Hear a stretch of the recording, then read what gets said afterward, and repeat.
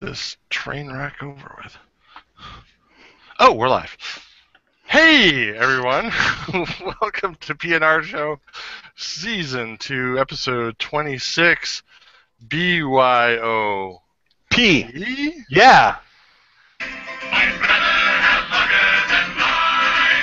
I'll take the strong stout over stride. Good job on ruining my dramatic pause there, Sparky. I didn't know there was going to be one. You can look at the show title. Where's the show title? It's not like it's a secret.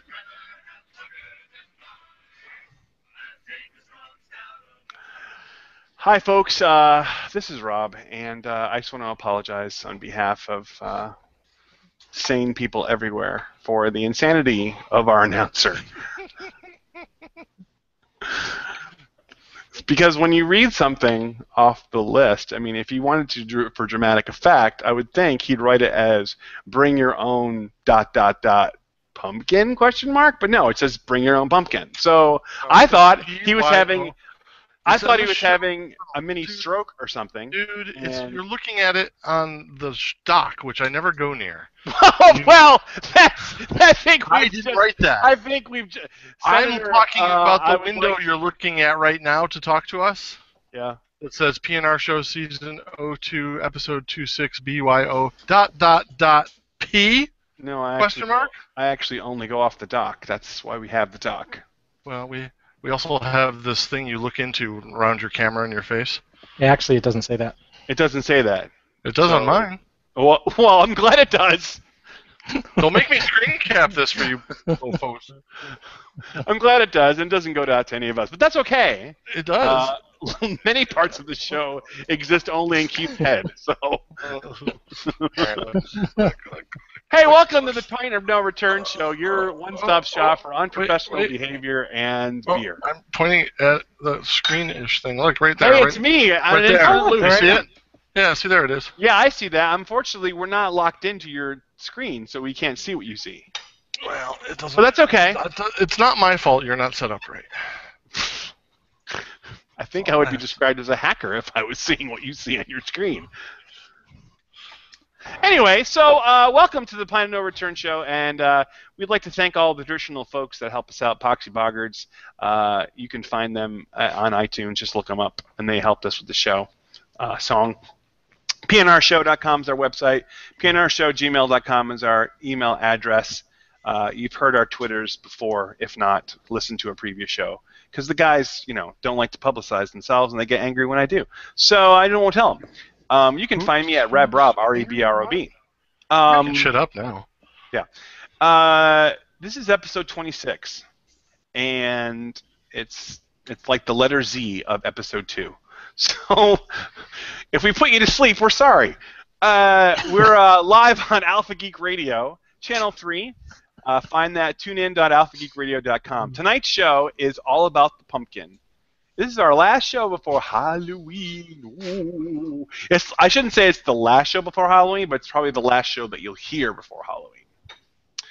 So what we've got is a BYO P show. Bring your own pumpkin?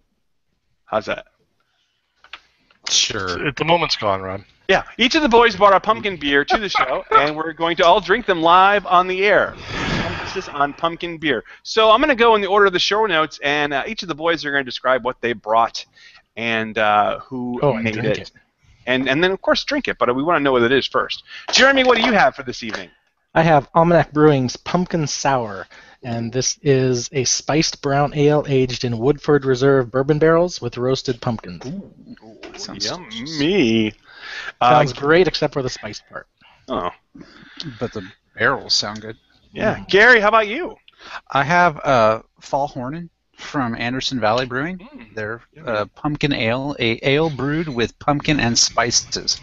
It's bad enough that you would put pumpkin in a beer, and then they had spices too. So that's what I have. If you're sensing a trend from the boys about how they feel about pumpkin beers, you're not wrong. Keith, what do you have for this evening?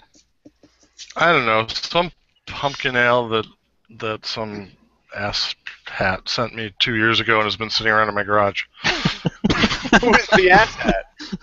That would be you, sir. Sir. I sent that to you? Yes, this is out of a box that Rob sent from Texas. Yay. And he threw a pumpkin ale in the middle of summer. Yay. And I set it aside, and it's been sitting in my garage for 2 years. It's KBC pumpkin ale. Let's hope it ages well. Yum. Out of Kenny Bunkport Brewing, because Kenny Bunkport, nothing says Texas like Kenny Bunkport. Absolutely. And, you know, if there's one thing that's good for vegetables, it's to be aged. Right. And I'm going back this. to one of our old breweries we've had on the show several times, Leinenkugel's. They're out of Wisconsin, and they came up with a Harvest Patch Shandy, which is pumpkins and spices, kind of like what the other guys are talking about, but it's got some nutmeg, allspice, and clove, and I guess a little bit of lemonade, which makes it what we call the shandy. And it's 4.2% alcohol by volume. So that's what we've got. Sissy beer is what it is. Yours is only 4.7. Girls drink. Yeah, can we? Yeah, but at least mine's all brewed. I don't know. Whatever. I Whatever. just know I didn't have to spend money on a pumpkin ale like you two schmucks did. Ha! Yeah, you're winning there. Actually, I'm looking it up on Beer Advocate, and the shandy is all brewed, so it's not the lemonade's not added after. But good try. No, then it's not a shandy. Well, I'm just telling you what they said.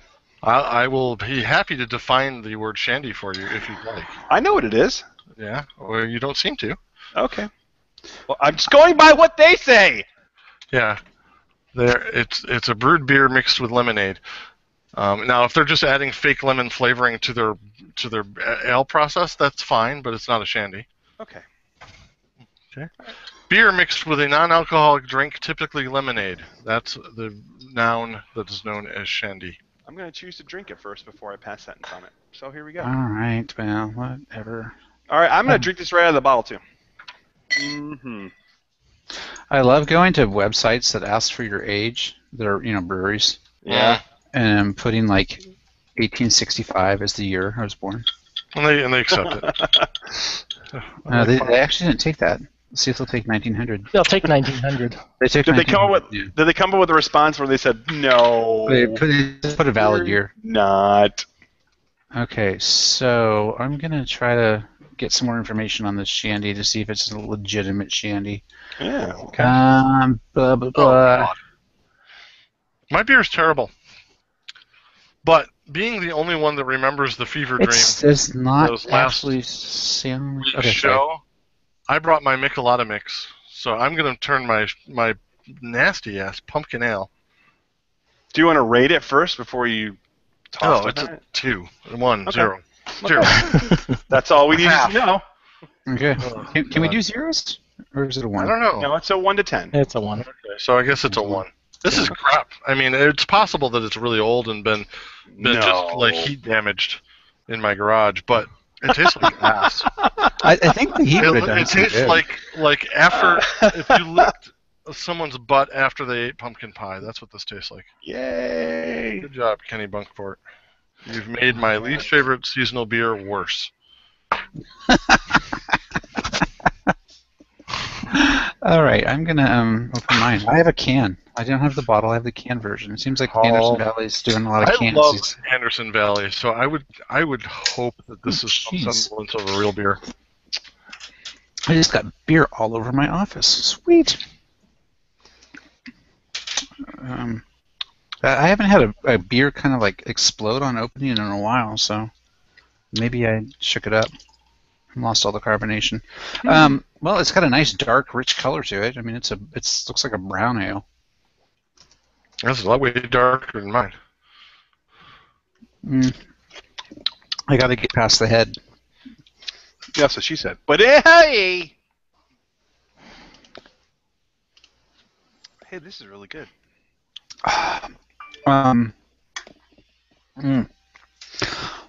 Wow, that's not entirely offensive. Sorry, wiping up my desk here.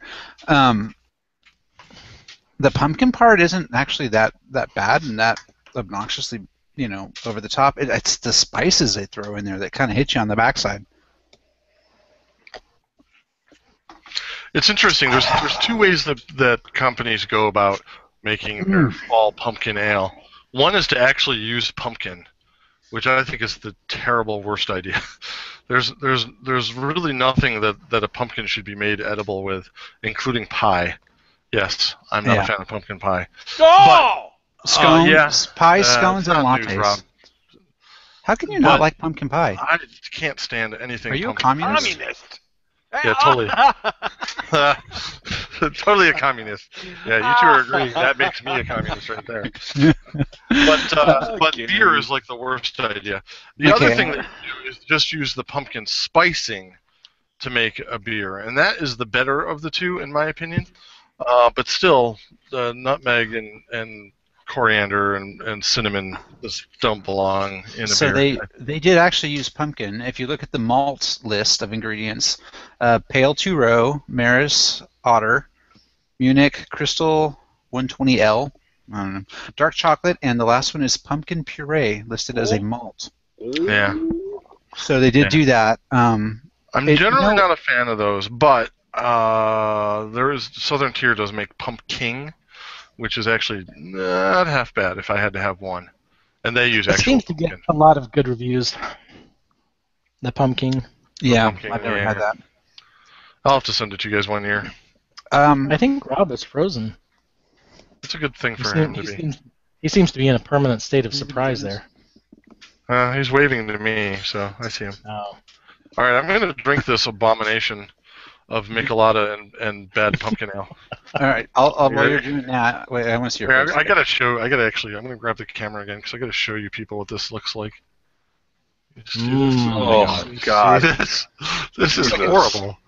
Looks like an apple. horrible looking thing that I have that has some sort of dried plum in the bottom of it.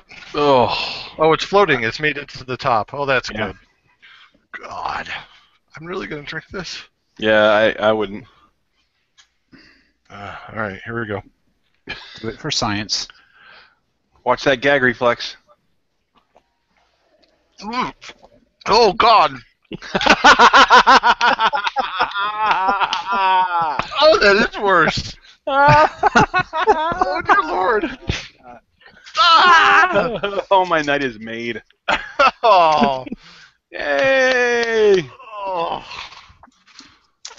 I have not had something so foul. Michelada, Very long time. more like Yichelada. Oh, Oh, are they supposed to take like that, or is that the pumpkin? It's the pumpkin. I tell you, like a tomato juice mixture with spice and beer do not go together. It's dumb. Oh, it's tomato juice in with my pumpkin? Yeah, that's what Yeah. a dried Michelada is. That's gonna make it better. I guarantee you. No. Oh. All right, so let me talk a little bit about the Leinenkugel Shandy. I'm gonna. I never gave my rating. Oh, I'm sorry. I thought you did. I apologize. No. Go ahead. Sorry. So my rating of the beer just went up. Go get yourself because this is so Go foul. get yourself another beer. Oh dear God, I'm gonna have to. I'm sorry, people. Yeah, you need that to is excuse foul. yourself. Go get something to cleanse your palate. So you're saying I didn't miss anything when I No. gave it to one of my friends. Yeah. So Fall Hornin, looks like I checked into this beer at some point in the past on Untapped, and I gave it a 2.5 rating on Untapped out of 5, which I think is probably pretty generous. I think I would probably keep it. Well, I'd give it a 4 out of 10 rating. It hasn't improved any over the last whatever number of years or months I've had since I've had this. So I'm just going to go with a straight solid 4 on this because it's not vile like Keith had, and it does have a little bit of interesting characteristics to it and some body, but not something I'm going to buy in a 6-pack. I'm glad I just have a single can. Okay. Jeremy? I'm going to add some chocolate brew salt to it, see if that helps. So I've got this Almanac Sour, and the good news is it doesn't taste like pumpkin anything. Oh, that's good. It's really very. It's a sour beer. The spices are very, very much in the background, very under control. There's not even in the aroma, the spices are barely there. So I think that's a really good thing. So basically, this is a brown ale, soured and aged in bourbon casks, and it's really, really good because it has none of the pumpkin pie characteristic that I can't stand. I'm going to give this an 8 out of 10. Oh wow! Hey, Wow, that's ringing, amazing. ringing endorsement. It is. It's a sour brown ale. Yeah. Very, very mild spice. Almost not even there. They did a good job with it. Cool. All right. So the Leinenkugel. I'm gonna agree with some of the things that the guys were saying about this actually not being a shandy, because there really isn't any lemon flavoring in it at all. Whether it's like actual lemonade or like lemon flavoring that they put in with it. I looked at the ingredients on the website, and they've got pale and wheat malts, cluster hops, and natural pumpkin spice flavor. So again, not the real pumpkin. It's pumpkin spice flavor. But other than that, it's really not what you come to think of as a shandy tasting. There's a little fruitiness in it, but I think that's kind of the pumpkin spicy stuff. There's no real citrusy taste to it at all.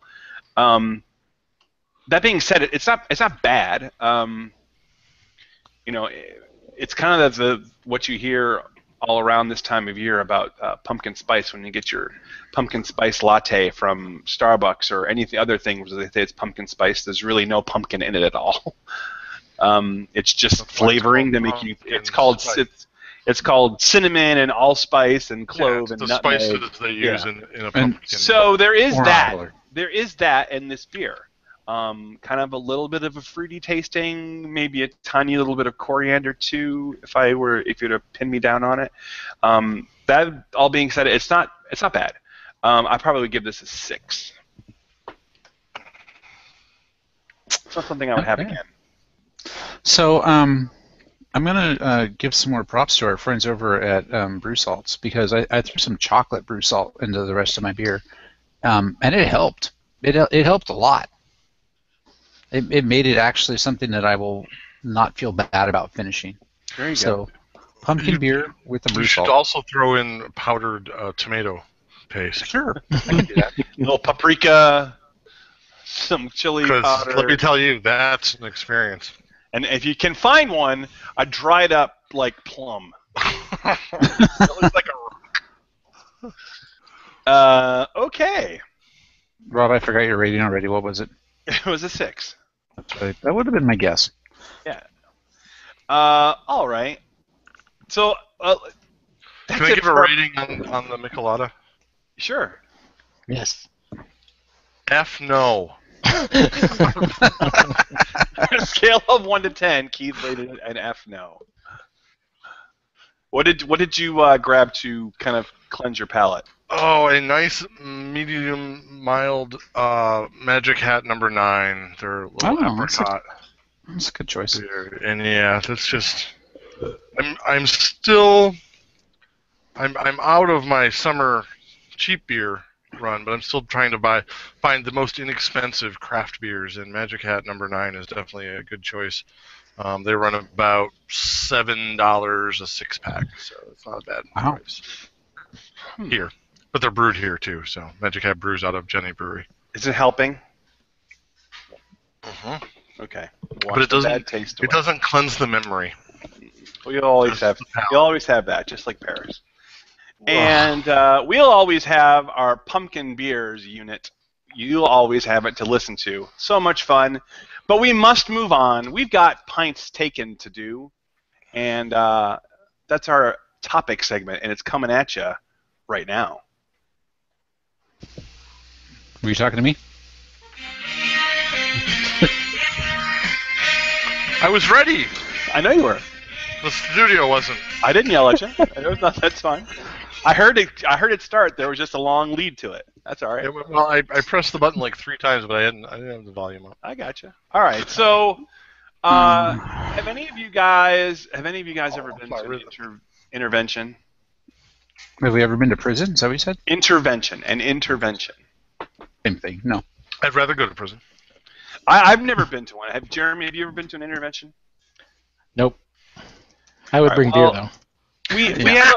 We have someone in our group that has a problem, and according to the LA Times, it's been officially labeled an addiction. In fact, it's an addiction just as strong and powerful as crack cocaine. And I think we need to step in. I'm being set up.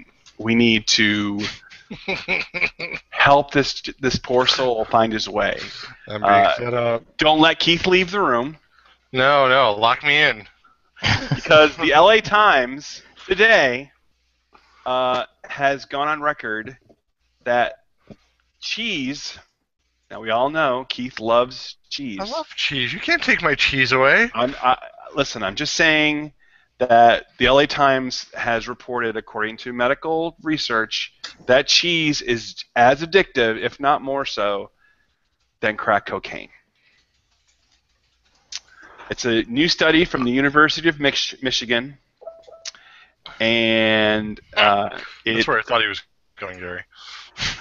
Yeah, you did find that. So that was a little slow in the reaction. I have a question about the actual article. So Keith's comments about in the chat window, I in Hearthstone as the topic of the intervention, but no, Rob doesn't read the chat. So I didn't have it up. I'm sorry. If it's not in the doc, it doesn't matter. Yeah. So do they qualify the cheese in terms of the quality? I mean, can you be addicted to Velveeta? Well, is Velveeta even cheese? That's Here's a cheese product. Here's what they say, Gary. Cheese whiz in a can? The study, which was published in the U.S. National Library of Medicine, examined why certain foods are more addictive than others. And pizza, unsurprisingly, they say, came out on top of the most addictive food list. It's because everybody eating it is smoking weed. The studies found that certain foods are addictive because of the way that they are processed. The more processed and fatty the food, the more it was associated with addictive eating behaviors. Cheese happens to be especially addictive because of an ingredient called casein, a protein found in all milk. Casein. Or casein. Casein. During digestion, casein releases opiates called casomorphins. They trigger the release of dopamine. So that glazed over feeling you see, or you observe in Keith when he starts talking about cheese, is actually a drug addiction. Damn, I'm gonna keep my third daughter off of cheese. She loves the stuff. I'm gonna have to cut her back. Yeah. Screw you, man. You can't take my cheese from me. Now, Keith has done a nearly annual. I think you actually had done an annual New Year's Eve party for years. Mm-hmm. And started in 1994, 95. Yeah. New Year's Eve is big in the Keith Seifert household.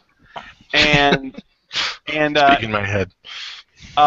New Year's Eve parties, a lot of people will go all out to place out as many different kinds and qualities of booze as they can. But Keith is well known for putting out many different varieties of cheese at his New Year's parties. Keith, you are awesome. Yeah. I don't know. I think there's more varieties of booze at my party than cheese, but there's a fair selection of cheese because God knows I'm going to need it. And Keith, like any drug addict, eventually becomes a pusher because he needs to support his habit. So he'll give you a little bit of the good stuff for free, and then he hooks you. Yeah.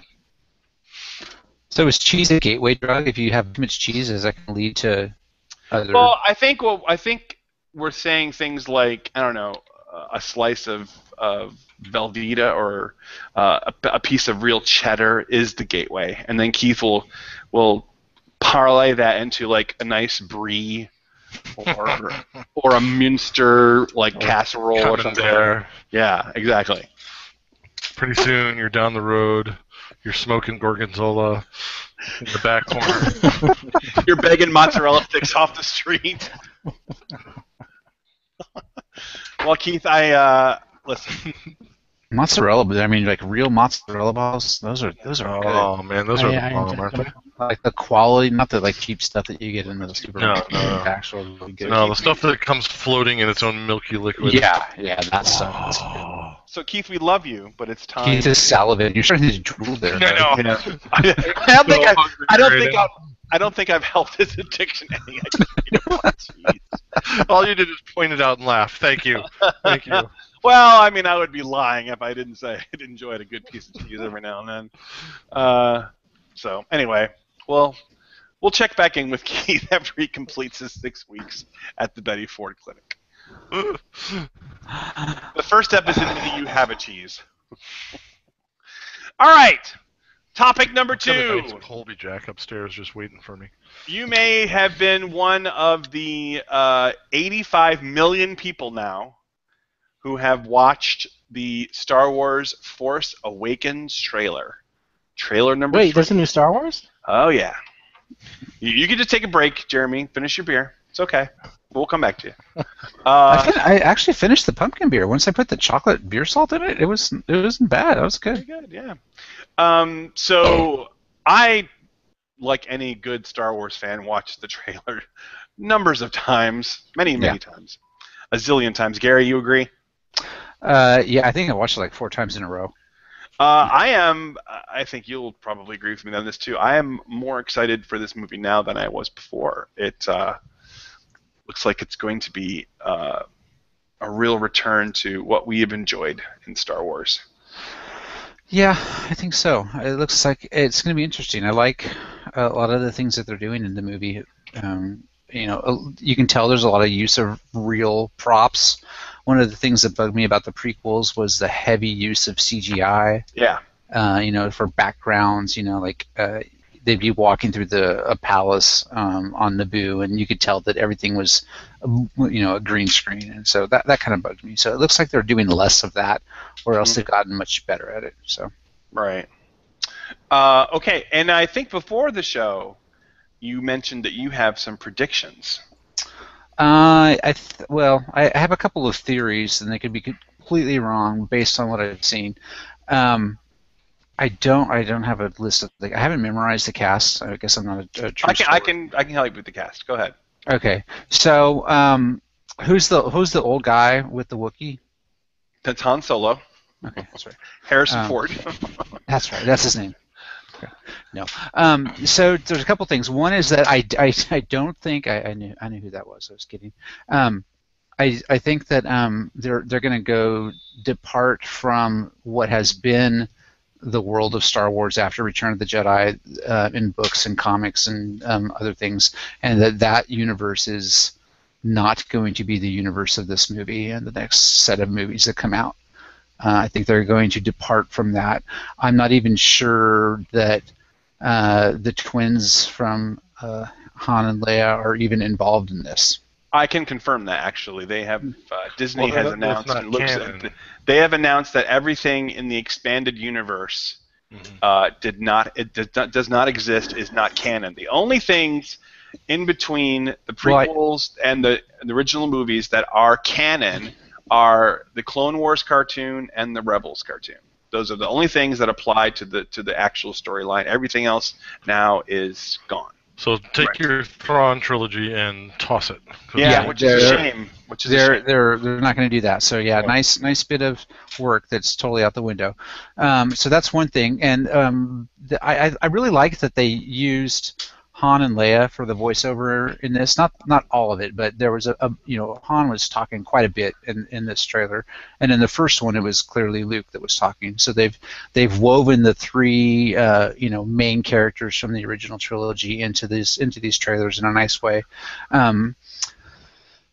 It sort of looks like the old Jedi thing is kind of fallen by the wayside, and people aren't really aware of it because of some of the stuff that Han says, like, yes, that really happened. Like, it's sort of become a mythology and something of fantasy and not something of reality. So it's almost as if all of the efforts of Return of the Jedi, from A New Hope to Return of the Jedi were for naught. Is kind of the impression that I'm getting. I think that the one main character that we see a lot, the black guy, I don't know his name, I don't know his character name. His name is Finn. John Boyega. He plays Okay. Finn. He does not survive this movie. Wow. He does not survive. That's He your ends big, up- your big Yeah. prediction. He's done. He's not going to make it. He's our Ben Kenobi, Qui-Gon Jinn, Mace Windu kind of, cool guy. that Everyone's character going to name? like him. What? What's that character name? Because Finn. I'm not gonna put Gary says the black guy dies in the His show name notes. in the movie is Sorry, Finn. F-I-N-N. And African American. I don't know. The guy. So he doesn't survive. I don't think he makes it out of the end of this movie. He's going to die at the end. So I think That's that's interesting. kind of my main prediction. Because the prevailing predictions are there on the interwebs is that it's Han Solo that's going to die in the first movie. That could be the case too, but I don't think that. maybe they both go out in a loving embrace. And I don't think the other thing I think is Luke Skywalker. Luke Skywalker doesn't play into this movie until the end. Yes, I agree with that. He is brought in at the end as a this. He's the MacGuffin. Yeah, the Sith Lord that's rising up and trying to fulfill Darth Vader's destiny. At least Darth Vader's Sith Lord destiny, not his actual Jedi destiny. That'll segue into the episode whatever comes next. Yeah. So yeah, Luke Skywalker's character is not going to be in the movie very much, which is, I guess, okay. He was Not the never a first great one. actor. Yeah, not the first one. He may be in the second one. He will be the central focus of the second one, I think. Yeah, and him teaching the girl to be the girl, whatever the white girl, Rey. to be a Jedi. Yeah, I don't know her name. I don't care. Her in the basketball. It's going to be like Luke and R2-D2, right? Yeah, BB-8 is the little droid. Who cares what his name is?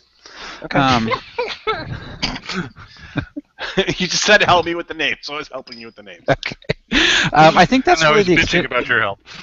the extent of my predictions. It is proof that really, Gary, we thought it was just because he was drunk at this point by every show, but no, Yeah. it's not really that. It's just It was a 6% beer.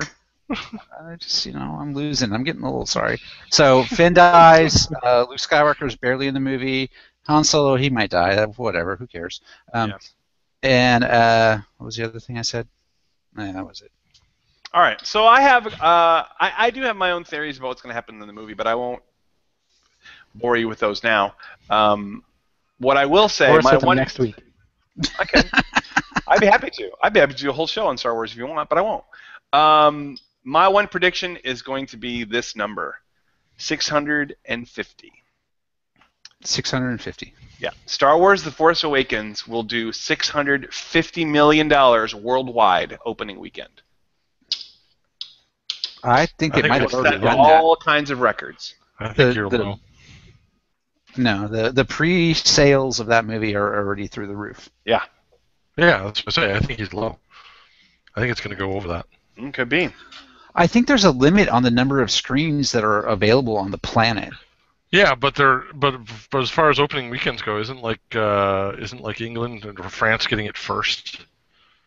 So I would their- not be. Yeah, Their opening weekend is going to be a weekend ahead of ours already. So yeah, there are a limited number of screens, yes, but you have to remember, I believe lots of cineplexes, big movie plexes, will probably be showing this not on 2 screens. They'll show at probably 3 screens at least.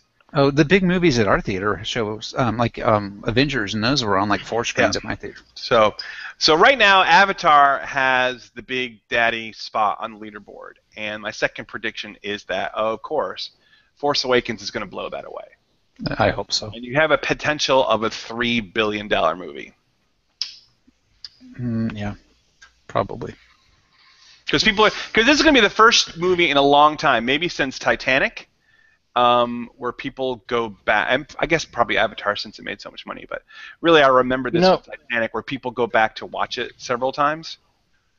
No, you know what? You That'll are happen with Star Wars. you are It's going to blow your predictions away because Think so? Jurassic World opening weekend worldwide was 524 million. Oh, Right. really? Yeah. All right. So I let think me. you were way low. All right. Let me correct that then. Let me go bigger. I will say that Force Awakens will do $1.1 billion opening weekend. How's that? No, it won't be that high. It's There's gonna my be like- prediction. There it is. 1.1. It's going to be around 800 million. Okay. I bet you it'll push one. Which is how much you think it'll do U.S. the opening weekend? I say 400. 4 to 5. Yeah. 400 million. I think it'll. I think if not breaking, it'll definitely be pushing half a billion, just in the U.S. Yeah. I will say the other thing that I like about amount worldwide, which is why I don't think one is a ridiculous prediction. Yeah. worldwide now. I was going to say the other thing I like about this is that it looks like they're setting the movie in a lot of familiar places. There'll be some new worlds, I'm sure, but it looks like it's starting off on Tatooine. And No. they're using. It's not. It's a different desert planet. It's a Oh, it different is? snow planet. It's a planet called Jakku. See, I don't read anything. I intentionally don't read anything about it because I don't want to know what is coming out. I almost felt bad for watching the trailer. Like it told me too much. It's like I want to go. I not disagree with that because I think they did a great job with the trailers in showing a lot of action and a little bit of story, but really I don't think they gave away all that much. Except that the guy dies. Who dies? Finn dies. How do you know that? He dies. This was obvious. How did you not see him dying? How is that obvious? He gets killed by the lightsaber of the other guy. Why? Because you saw him swing a lightsaber at him? No, because if you look very carefully at the expression on Finn's face when Finn pulls out a lightsaber, and then the other guy pulls out one, and Finn's like, "Oh shit! I didn't know this guy." Okay, but that doesn't mean he dies. No, he dies. Okay, He totally dies. All right. So you wanted to. I wasn't going to say this, but here's my prediction. Finn and this guy go up against each other in a fight, and Finn is horribly overmatched, which will lead him to be trained as a Jedi in the future films. But in this first film, where he's horribly overmatched and is about to die, Han Solo saves him, and in the process is killed himself. That's how he dies. Ooh. I think if Han Solo dies, then Chewbacca needs to die too. It's a two-for-one. Chewbacca's going to be left around to avenge. Chewbacca will die trying to save Han Solo. So you say Chewbacca dies? Oh. He's just Oh, making You yeah. already Possible, know too. Chewbacca's injured because he's got a. A little He's got a patch on his arm? Yeah. That's possible too. I thought that was a nicotine patch. Yeah, well, he is a smoker. He needs a bigger one. He's a Wookiee. He needs a bigger nicotine. Interesting prediction. All right. Well, unfortunately, that's all the official Star Wars information we're supposed to get until the movie comes out. So I'm glad. we've got grateful less for than 2 months to go. Cannot wait. It's going to be awesome. All right. So of this group, who is seeing this movie on opening day? On actual opening day, No. not opening weekend. No. No. Keith. No. Jeremy. Never mind. Possibly I the didn't ask that. weekend, but certainly not opening day. Yeah, there's It's no possible I'm we get out for the weekend. I'm not depending on going what's anywhere on. near a movie theater the opening weekend. I actually think I'm gonna wait till Monday to see. Yeah. it. And just take an afternoon off work and go. Yes. Yeah. And even then, the theater will probably still be packed. Probably. Even for a Monday showing, it'll probably still be packed because everyone else who didn't go on the weekend says, I'll go Monday. Yeah. But maybe they'll have like a 10 o'clock in the morning show. I'll go to that. that would be nice. All right, so enough with the Star Wars talk. We've got picks for you this week. Those are our half pints. And here they come right at ya. Yeah, no, I'm not ready. Let's tune it up. Give me that again, Rob. Take two. Half pints coming at you. That's all you get. Come on.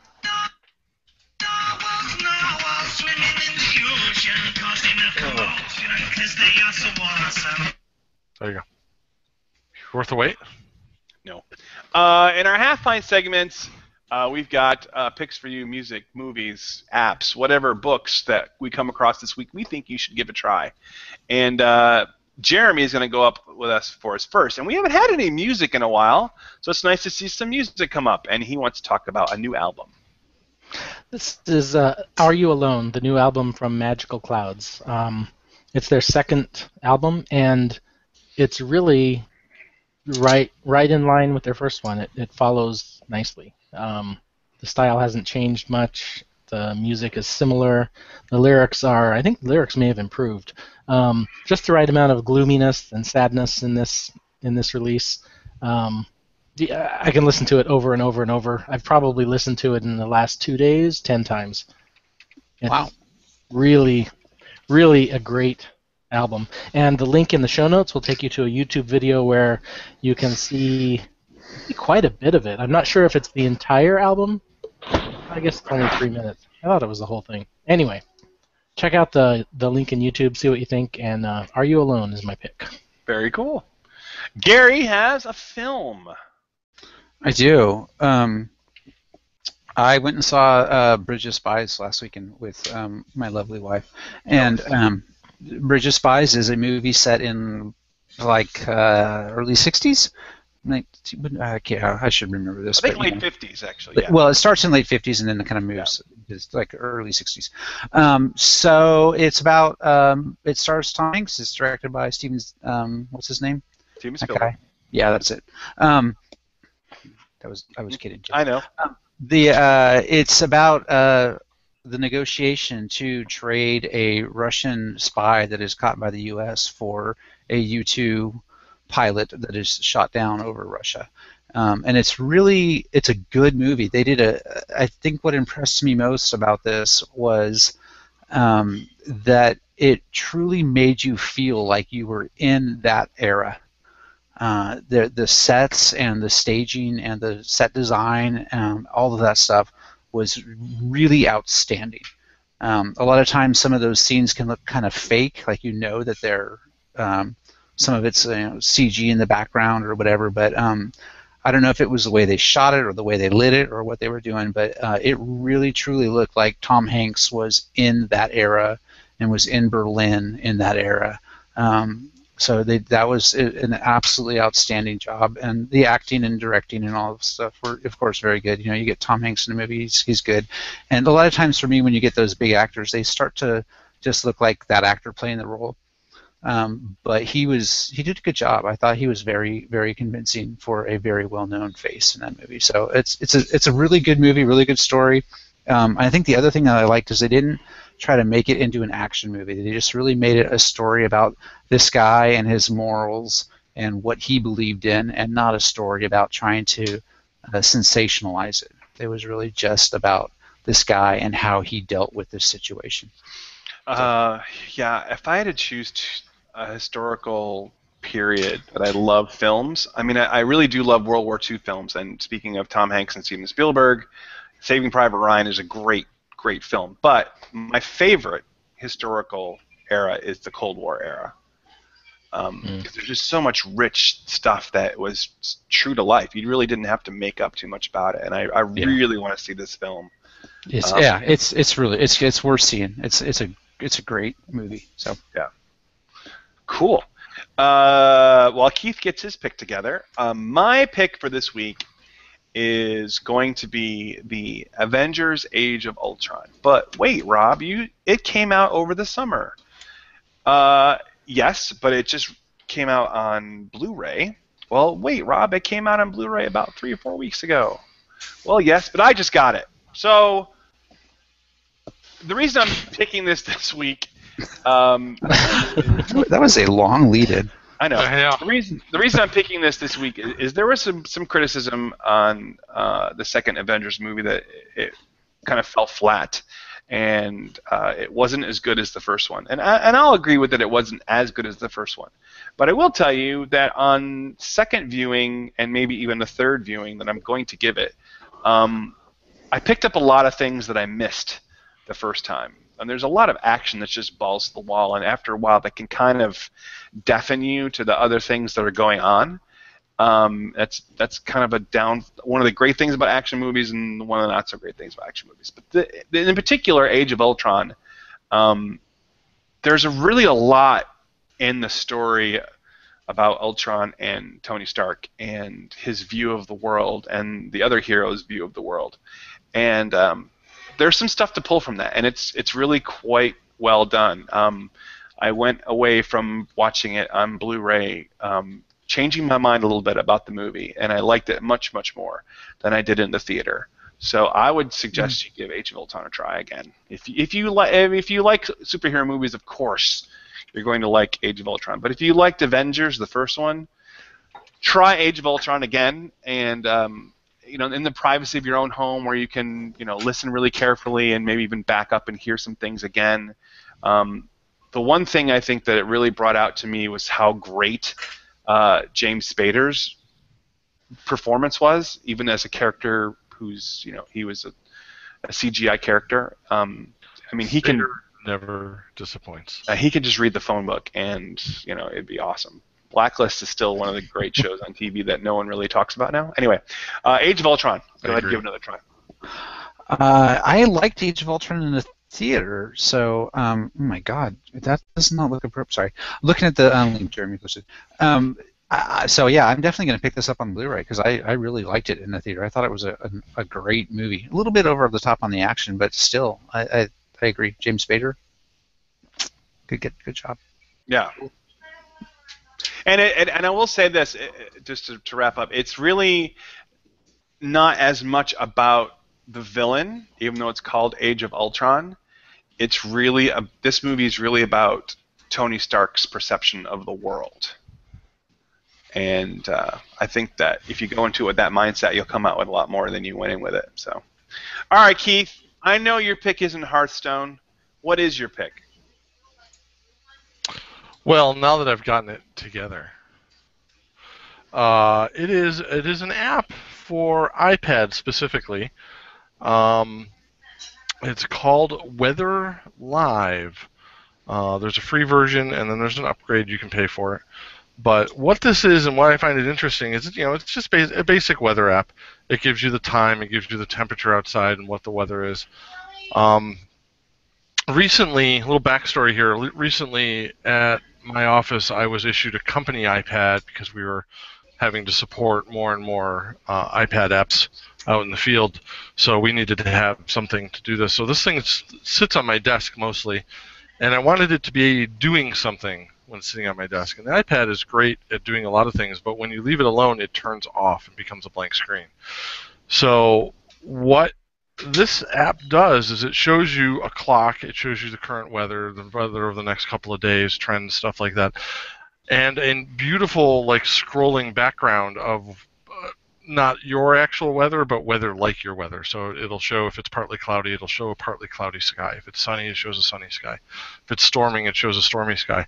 But it stays on the whole time. If you have this thing plugged into power supply, that is, it will actually stay on your desk the whole time, all day, without a problem. So it's like a screensaver? Continually updated live weather thingy. Yeah, so you can always look over at it and get one that makes a great clock, but also know what the weather is. And if your office is anything like mine, it's buried in the middle of a concrete structure and about 240 feet from any window, then it's kind of nice to know what it's doing outside and what the weather is, and you can kind of just glance at it and do that. It's free. With some ads. If you use it in portrait mode, you see an ad all the time, but if you use it in landscape mode, you do not see an ad all the time, which is the way I leave it up on my desk. So I'm perfectly happy with the free version. But if you get the pay version, the ads go away, and you get interactive weather maps that you can click around with and play with your fingers and stuff too. So it might be worth the upgrade. I might do it at some point. Does it do radar? I think with the upgraded version. Okay.